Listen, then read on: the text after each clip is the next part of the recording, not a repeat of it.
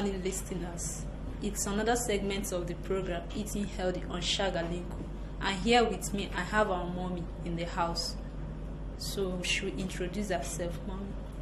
My name is Mrs. Bola Aina. Thank you. So, as I've said before, our program today is Eating Healthy. So, mommy, can you tell us how can we eat healthy? You can eat healthy in so many ways. There's an adage that says, you are what you eat. And one of the ways of eating healthy is to plan our eating habits in a home. As a mother, I normally advise most women that you need to eat healthy. How do you eat healthy? Number one, run a timetable for your home. What are we supposed to eat for breakfast? What you are supposed to eat for lunch? What you are supposed to eat for dinner? So that you won't eat what you are supposed to eat for dinner at breakfast. You see some homes, you see them making tuwo, amala early in the morning.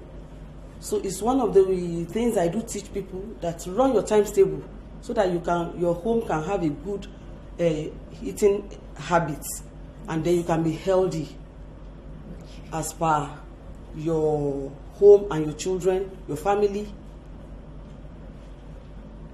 Thank you.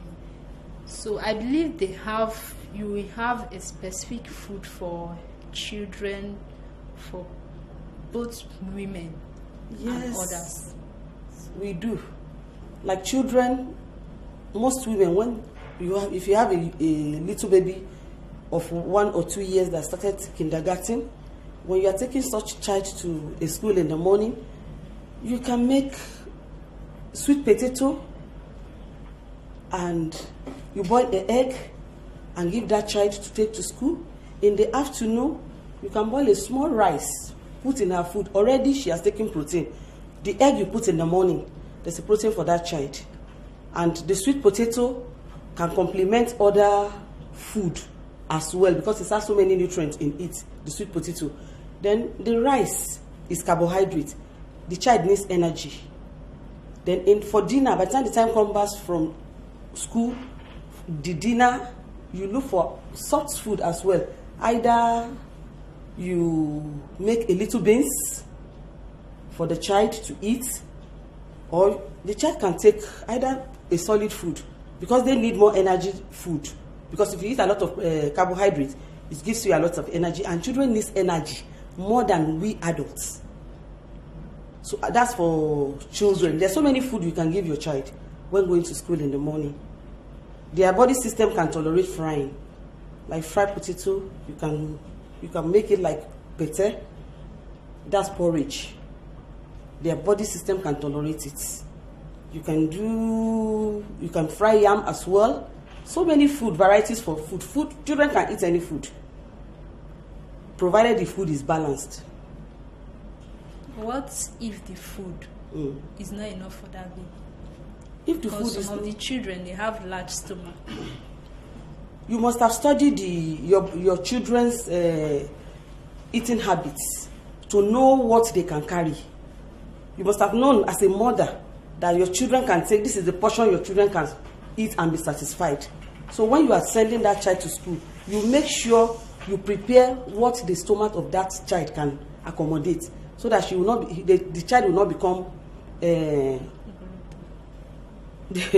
how do I say it? You know, some children, when you see them, their tummy will be big. You understand? They will now develop a big tummy like adults. Their food is not balanced. You understand? Their food is not balanced. So you study your child so that they will not overfeed your child in school, and give the portion that the child can take at a time. You know, children, they like in-betweens. So if you are packing the lunch, you must have put biscuits inside the lunch box for the child, so that in case the child is crying for an in-between meal, they can give the child biscuits. They will burn it out. Some of us, I believe some of us out there, we don't know what malnutrition is. So can you just enlighten us, or just throw more light on malnutrition? Malnutrition is malnutrition means not eating right. Just like we have been saying, that you eat what you are not supposed to eat at a particular time. Some you see them cooking rice every day, rice in the morning, rice in the afternoon, rice in the night. Some homes you see them eating yam in the morning, yam in the afternoon, yam, they will tell you that's the only thing that is available.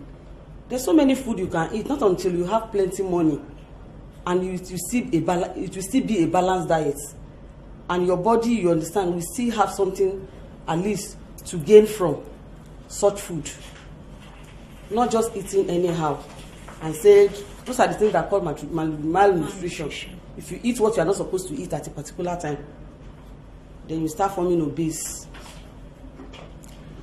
Are there cheap food items that are still nutritious? So many. So many. We have so many food that are still nutrition and they are still cheap. Just like I said, beans is not too expensive.